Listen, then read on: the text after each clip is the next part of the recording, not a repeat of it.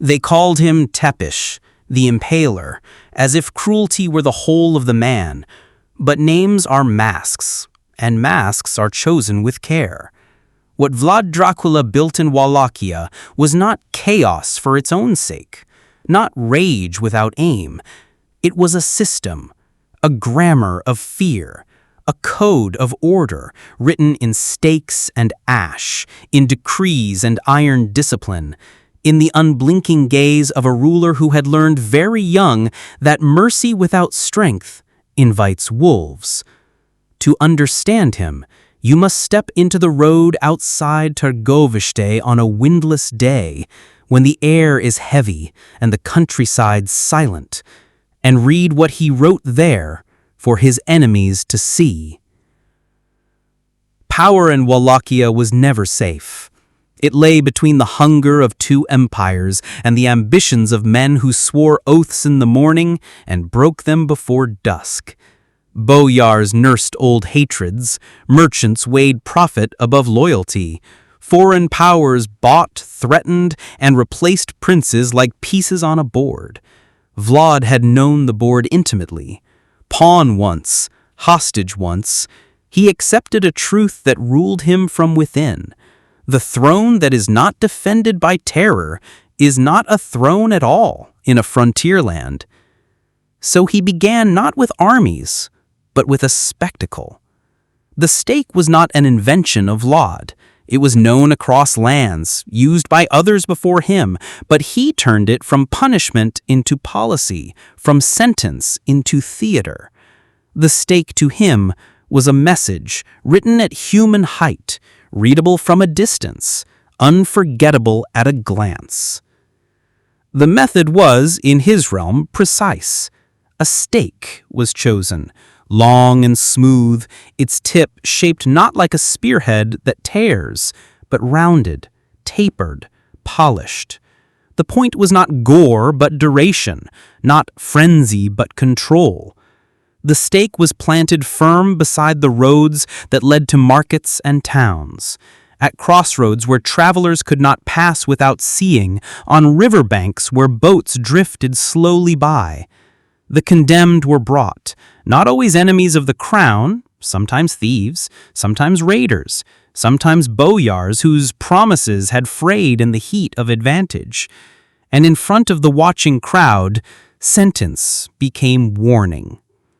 Men remember the things they cannot unsee. Vlad made sure there was always something to be seen.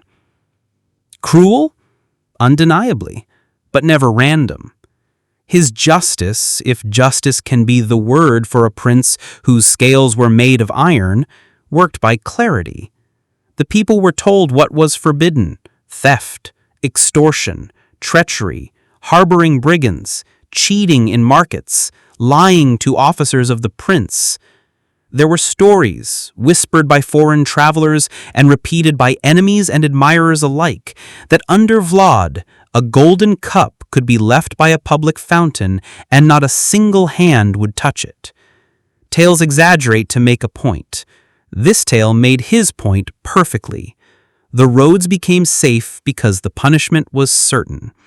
The merchant who dozed by his wagon slept beneath a law that was not ambiguous. Harm him, and you will meet the stake. Fear bled into routine. Officers rode circuits. Informers reported quietly. Decrees were read in markets and monasteries, under porticos and beside village crosses.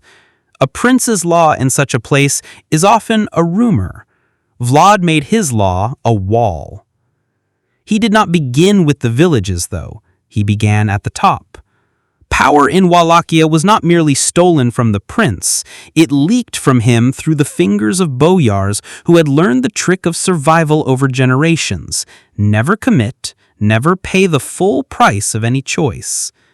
Against that trick, Vlad set a cost the old families could not bear. He invited them to his table on a holy day. They came draped in fur and memory, thinking themselves indispensable, and there in the hall he weighed their utility against their treachery. The old men who trembled as they protested that their loyalty had never wavered were marched out. Some died quickly. Others were sent where even memory was forced to labor. Up the mountain tracks, toward the stone ribs of the Carpathians, to build and rebuild a fortress at Poenari. Those who survived the ascent did not survive long. The wall that rose from their hands was not just a defense of stone, it was a warning to every noble house.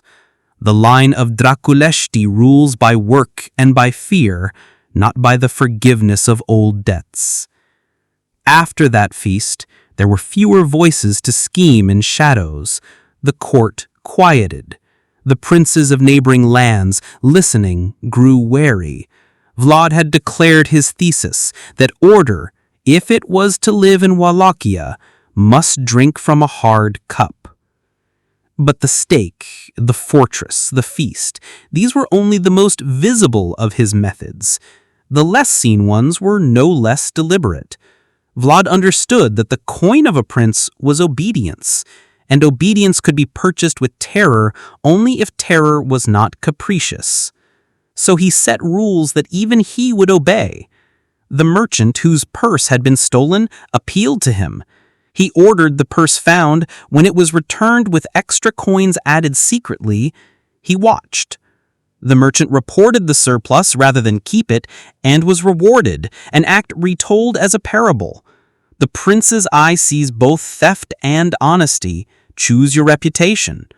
Such stories, whether embroidered or plain, are themselves tools.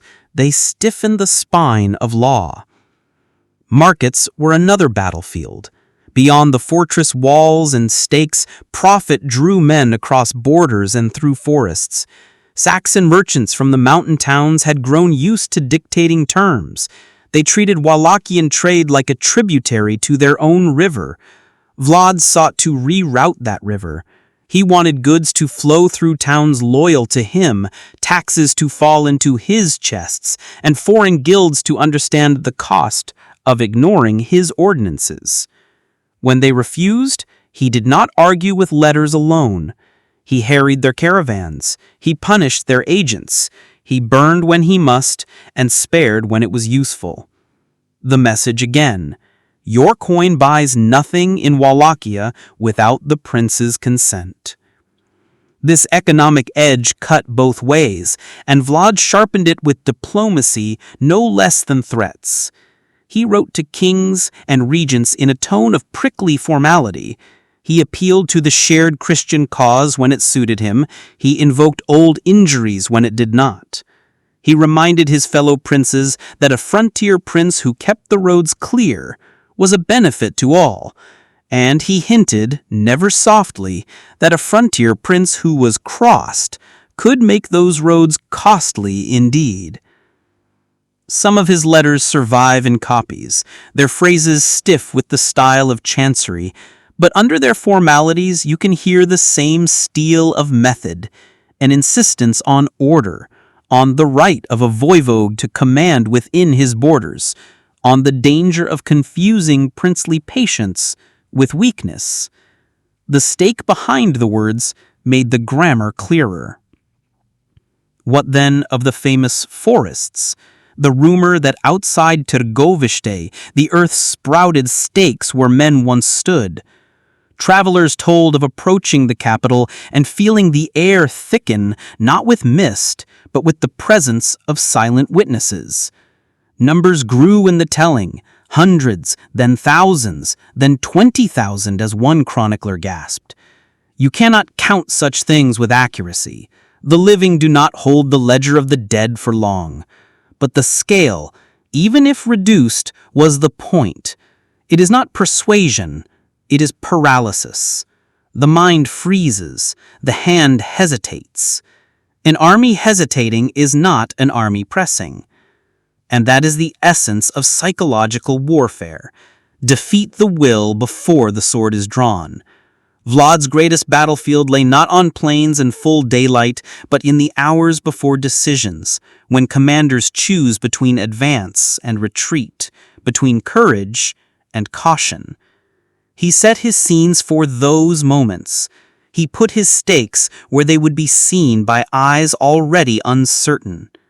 He did not rely on rumor alone. He organized the darkness. Night in his hands became an ally. He learned in his Ottoman years how disciplined troops can move silently, how confusion magnifies itself in darkness, how 1,000 small terrors, torches flaring in strange patterns, horns from unexpected directions, dummies and flags placed where scouts would report them, can turn certainty into doubt. These are methods, not madness. Later, when his war with the Ottomans becomes the whole horizon of his life, you will see this knightcraft at its brightest. Here, in method, it germinates. Make the enemy see more than is there. Make him fear what might be behind what he sees. But control at home matters.